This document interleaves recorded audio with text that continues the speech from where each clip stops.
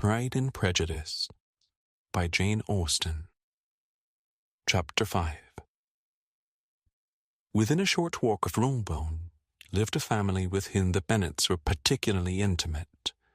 Sir William Lucas had been formerly in trade in Meryton, where he had made a tolerable fortune, and risen to the honour of knighthood by an address to the king during his mayoralty. The distinction had perhaps been felt too strongly.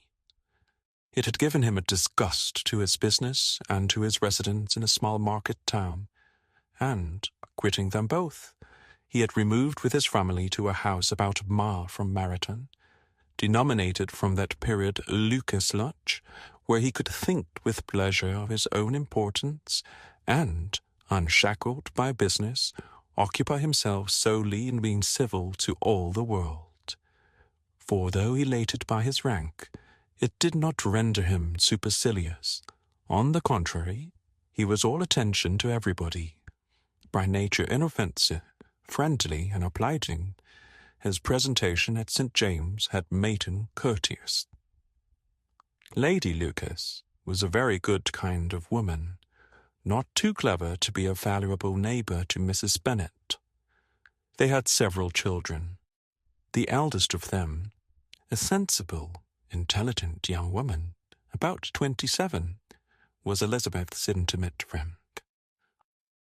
That the Miss Lucases and the Miss Bennets should meet to talk over a ball was absolutely necessary, and the morning after the assembly brought the former to Longbourn to hear and to communicate.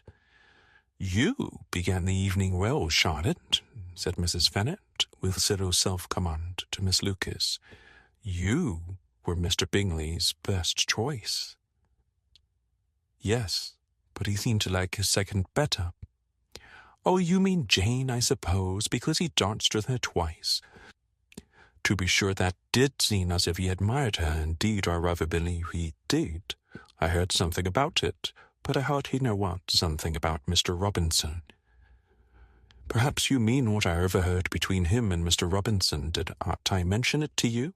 Mr. Robinson's asking him how he liked our Meryton assemblies, and whether he did not think there were a great many pretty women in the room, and which he thought the prettiest, and his answering immediately to the last question, 'Oh, the eldest Miss Bennet, beyond a doubt.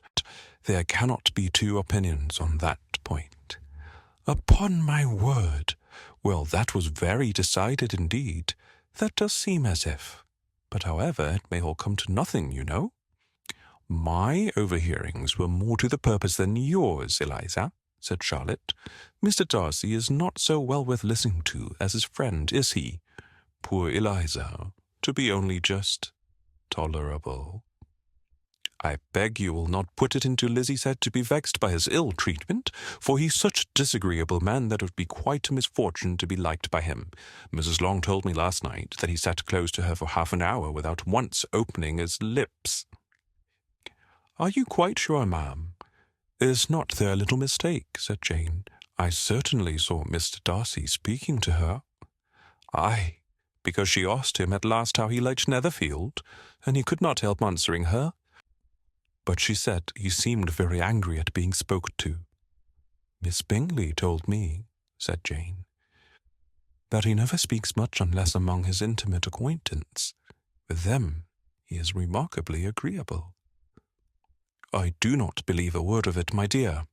If he had been so very agreeable he would have talked to Mrs. Long. But I can guess how it was. Everybody says that he is eat up with pride, and I dare say he had heard somehow that Mrs. Long does not keep a carriage, and had to come to the ball in the hack chaise." "I do not mind his not talking to Mrs. Long," said Miss Lucas, "but I wish she had danced with Eliza." "Another time, Lizzie," said her mother. "I would not dance with him if I were you." "I believe, ma'am, I may safely promise you never to dance with him." "His pride," said Miss Lucas, "does not offend me so much as pride often does, because there is an excuse for it. One cannot wonder that so very fine a young man, with family, fortune, and everything in his favour, should think so highly of himself. If I may so express it, he has a right to be proud." "That is very true," replied Elizabeth, "and I could easily forgive his pride if he had not mortified mine." "Pride," observed Mary, who piqued herself upon the solidity of her reflections, "is a very common failing, I believe. By all that I have ever read, I am convinced that it is very common indeed, that human nature is particularly prone to it, and that there are very few of us who do not cherish a feeling of self-complacency on the score of some quality or other, real or imaginary. Vanity and pride are different things, though the words are often used synonymously. A person may be proud without being vain.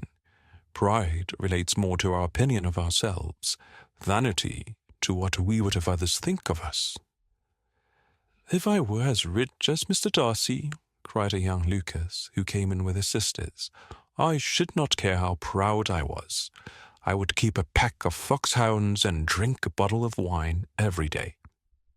"Then you would drink a great deal more than you ought," said Mrs. Bennet, "and if I were to see you at it, I should take away your bottle directly." The boy protested that she should not. She continued to declare that she would, and the argument ended only with the visit.